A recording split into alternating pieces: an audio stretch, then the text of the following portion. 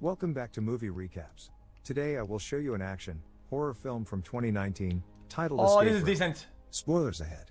Watch Guys, out it's just and 10 take minutes. care. Guys, anything The easy food, interior okay? of a cozy, old-timey room can be seen.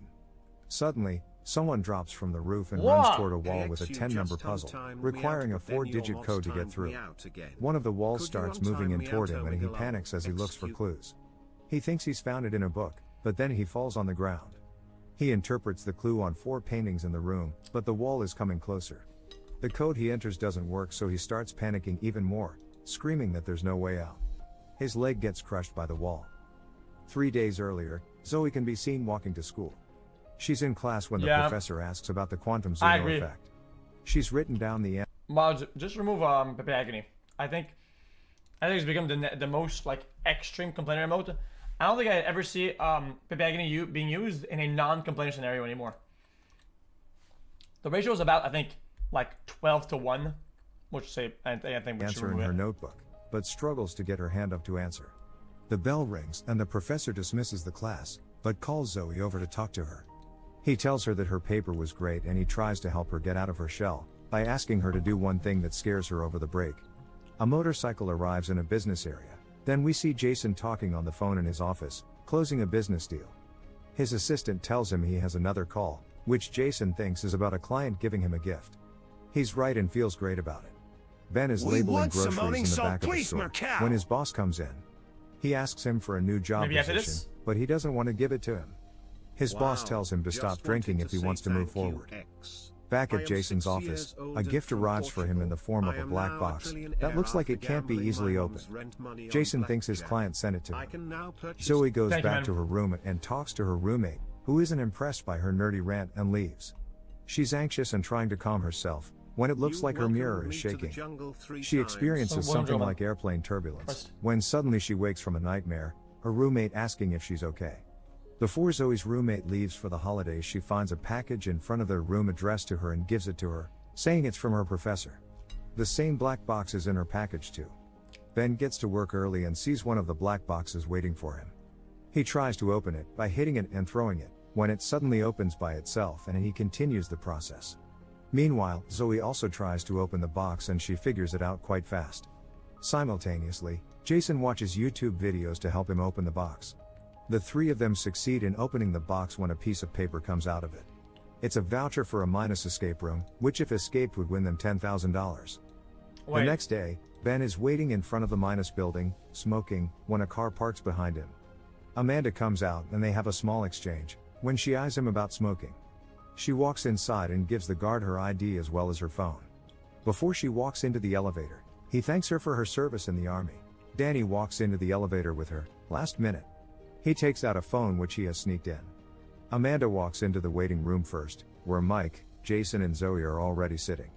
She goes to the reception desk, but the rest tell her not to bother. Danny walks in second to her, as Mike is ranting about a childhood pet with heterochromia. Jason and Danny have an exchange about the scar on Jason's hand, and Amanda asks Zoe if they know each other, because she seems familiar to her. Ben walks in last and greets everyone. Amanda reads a newspaper about a fire and gets anxious. Danny tells the rest that he has been to 93 escape rooms before. Jason messes with him about that, but Mike tells Danny that his nephew is just like him and that he was the one that suggested he tries the minus room. Amanda says she's only there for the money. Danny explains to the rest how the rooms usually work and Zoe asks how the game starts. He tells her that they have to wait for the game's master to take them to the escape room. Ben stands up to smoke another cigarette, but the doorknob breaks off when he touches it. Mike goes over to try and fix it, but Danny thinks that they already are in the escape room. He comes over to the door and sees the oven dial. He says that it's probably a combination lock, so he tells everyone to look for clues. Everyone searches around the room. Zoe sees a mug with an airplane and Amanda finds the name Dr. Woodinu, thinking it might be a clue. Mike picks up a copy of Fahrenheit 451 and finds a screwdriver hidden inside of it. Zoe thinks that 451 might be the combination to the lock and inputs it in the door. Suddenly, the ceiling starts glaring red. They realize it's actually throwing off heat too. Zoe tries to turn off the dial, but it's stuck. Danny says that they can ask for a hint, so Amanda goes to ask at the reception. Jason finds a globe with a boat, which throws him off for a second, but then sees the lock on the window. Ben wants to break the window with a fire extinguisher, but when he sees that it's fake he throws it away. The 4 columns in the room start heating up too. Everyone is freaking out, except Danny, and Zoe finds a key in the extinguisher. She opens the window and they see that the receptionist is actually a mannequin. Suddenly, the phone rings and they all expect Jason to pick up. The message is automated, saying they should follow the rules. When he drops the phone, the window shutters go up and more heaters appear. Zoe and Amanda go to get some water because Amanda is having an anxiety attack. Zoe sees the burns on her neck. The men are looking for clues, but have no idea what to do as the room is getting hotter. Zoe sees another clue about the coasters on the table. She runs over to it and presses one of them, which opens an exit in the ducts. The exit opens a little, so they all have to press the coasters simultaneously to open it completely. Jason goes in the duct and finds a way out. He needs the screwdriver that Mike has, so Amanda switches places with him and lets him through. Jason opens the other exit. The others send Amanda next through the vent, while they hold the coasters with both hands. Zoe gets another idea about the puzzle. She fills a glass of water and places it on the coaster, pressing it down. Meanwhile, Amanda panics as she's crawling through the duct. She has a flashback from her time in Afghanistan. Oh my god. Zoe hears her scream and the rest tell her to go after Amanda.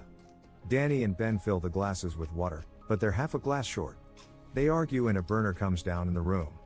Ben pours his liquor in the glass and the exit opens. They escape in the last second as the room burns.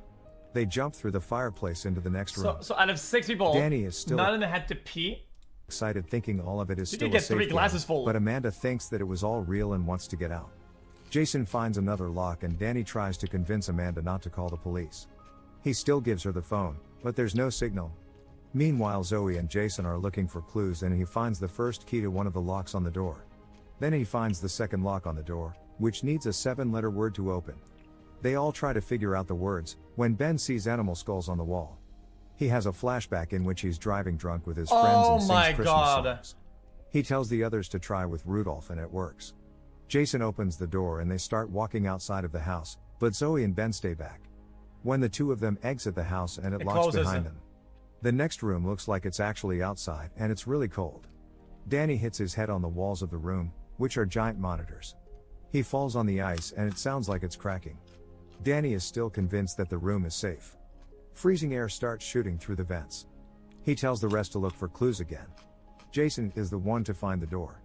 Zoe sees the phrase "True North" is a lie etched on a sled. Simultaneously, Mike finds a fishing rod on a tree and Ben is trying to light a cigarette. Amanda finds one coat and says that they'll share it, then gives it to Zoe. Ben falls into a fishing hole and Danny says that there might be a clue in the water. Suddenly Mike brings over the fishing rod. While the rest of them are trying to figure out the puzzle, Zoe finds a compass in the coat pocket. She follows it north, but remembers what she read on the sled and goes the other way.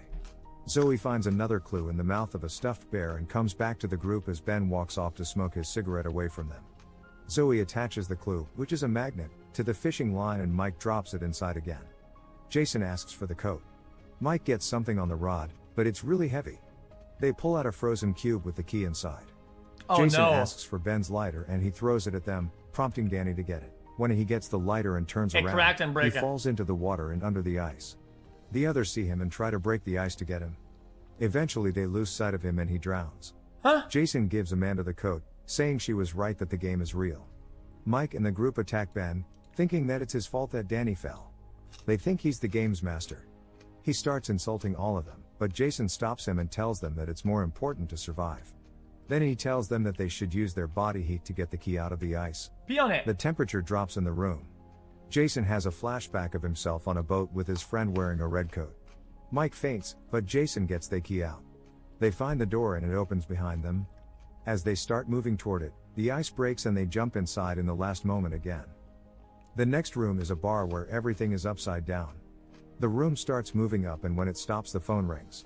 Mike walks under the phone and it drops in his hand. There's a deafening noise and then music starts playing. Jason sees the door to the other room, but it's missing a doorknob. Mike notices the 8-ball from the pool table missing and starts moving to look for clues, when the noise reappears and Ben stops him from falling over because a piece of the floor falls off. Amanda climbs the bar and finds a lockbox with 4 numbers. Zoe finds a sliding puzzle on the adjacent wall and climbs over the hole to it. Oh, these are really tough. Mike climbs over to her sliding side puzzles too are and really helps her hard. up. As she's solving the puzzle, another part of the floor falls off, almost taking Jason with it. Ben jumps over to the puzzle side and Zoe finally solves it. They figure out how to read it and get a 4-digit code, but it doesn't work when Amanda inputs it in the lockbox. Another part of the floor falls and Mike and Ben grab onto the puzzle, but they're too heavy for it and it starts tipping over. Mike is too afraid to climb off, so Zoe does it and falls on the floor, hitting her head. They all call to her to get up, when she has a flashback of an airplane accident she was in, calling to her mom. Jason wakes her up and gets her back on the wall. Flashback simulator, Zoe tells and Amanda he to falls try up. the code in reverse and it works. She finds the doorknob inside the lockbox. Another part of the floor falls off. Amanda jumps over to the pool table trying to get to the other side, but drops the knob on the last part of the floor. As she drops down as well, the noise starts again, so she throws the knob to Jason and grabs onto the phone, swinging over the hole. She slips and falls. Jason opens the door and Mike follows him. Ben gets Zoe to go into the other room and stays with her to calm her. The next room looks like a hospital.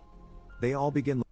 Everybody that died so far hasn't really died. We didn't see them die. They only fall or go somewhere. Maybe I think they're still alive. Looking through it when they realize all of the hospital beds look familiar. Those are their beds when they were in the hospital. Zoe checks one of the other beds and sees that it's Amanda's. She was the sole survivor in an explosion. Zoe tells her own story as well. She was the sole survivor of a plane crash. Jason was the sole survivor of a boating accident. His story is that his friend lost his mind because of hypothermia and swam off. Ben shares that he as well was the only survivor in a car crash and Mike the only survivor in a mining accident. They're all criminals. He has a flashback of the mine, as he tells them that his brother died in that accident. They start connecting all of their accidents to everything that was in the rooms. Zoe finds Danny's documents. He was a sole survivor in an accident as well. She thinks that the game is one of survival, to see who is the luckiest of the lucky. Guys, they're all criminals. All of them. Don't you get it? The guy was seen driving the car. Maybe he was drunk driving. The other guy, the guy didn't run off. He killed him. The guy in the mine, he killed his brother. He didn't survive. They're all criminals. The TV starts playing and it shows a countdown to get out of the room. The three men start looking for ways to get out of the room. By an accident, I don't know. They find X-rays as clues, which Ben figures out are actually sign language and they mean EKG. Zoe starts smashing the cameras, thinking that if they keep watching them, the group won't be able to win. I don't know. Jason finds the poison that will be released in the room when the countdown stops, then finds the EKG machine, saying that the right heartbeat will open the doors. First he tries with Ben's heart rate, but when it doesn't work, he convinces Mike to try it as well. His heart rate is high, but not high enough. Jason wants to shock him to get his heart rate higher and manages to convince him to do that too. He gets his rate up, but ends up killing him. Ben is trying to revive Mike, as the poison starts filling the room and Zoe is still breaking the cameras. Jason attaches the EKG to himself and gets his rate low enough. The door opens. 50! Jason goes out, but Zoe doesn't want to go. Ben follows Jason out through the vents and the door closes. Zoe is suffocating and crawling toward an oxygen mask. Jason and Ben make it to the other room and they start arguing. Ben accuses him that he not only killed Mike, but his friend on the boat as well. Jason tells him that surviving is a choice and continues to look for clues, finding a hatch. They both grab on the hatch and open it. Suddenly, they start hallucinating. There was poison on the handle and the puzzle on the hatch tells them to find an antidote. Ben finds the antidote, but there's only one dose. Jason jumps him and they fight for it. Ben ends up killing Jason and injects himself with the antidote. Ben jumps into the other room. It's the same one from the beginning of the film. Meanwhile, the cleaning crew walks inside the hospital room and they think they found two bodies. They find the oxygen mask hanging from the ceiling, when suddenly Zoe wakes up and knocks them both over. She grabs a gun from one of them and leaves the room. Simultaneously, Ben is at the other room, after he's messed up the code. He gets into the fireplace as the wall closes in and manages to escape the room. When he walks inside, a disembodied voice starts talking to him, telling him that his money were on Jason. The game's master appears telling him that he's won. Ben antagonizes him, but he just starts explaining what the point of the game is. The customers of the game are actually the most powerful people on the planet and they want entertainment with real stakes. The man tells Ben that he didn't think it was possible for him to win as he gives him a cigarette. Then he tries to kill him, but Ben suddenly stabs him with the piece of wood that was stuck in his leg. The monitor shows that Zoe and the man are both still in play, then she comes out shooting at him.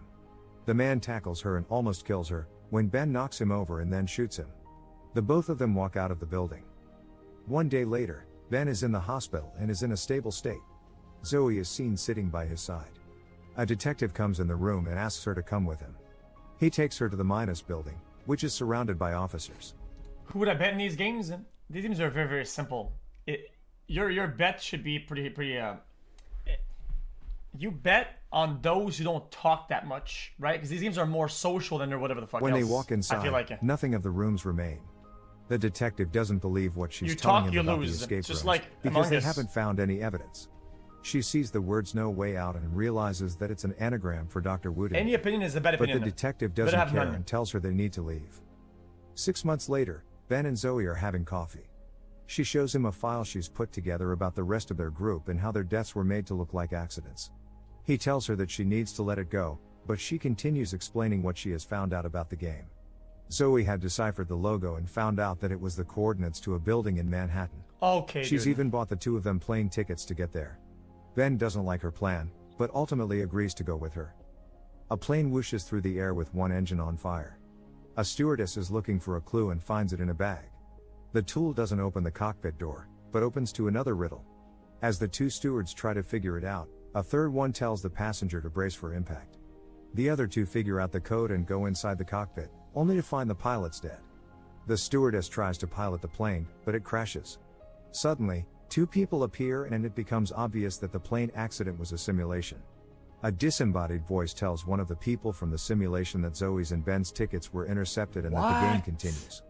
Make sure to subscribe and turn on notifications so you can watch more videos like this. Thanks for watching.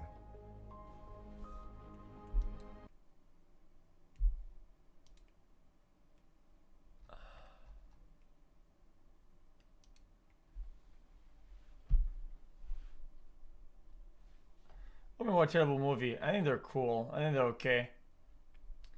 Like I said, these movies don't need to have like crazy shit, whatever, because it's kind of like have like a cool concept. It's kind of like Squid Game a little bit, right? Except it did have a high budget.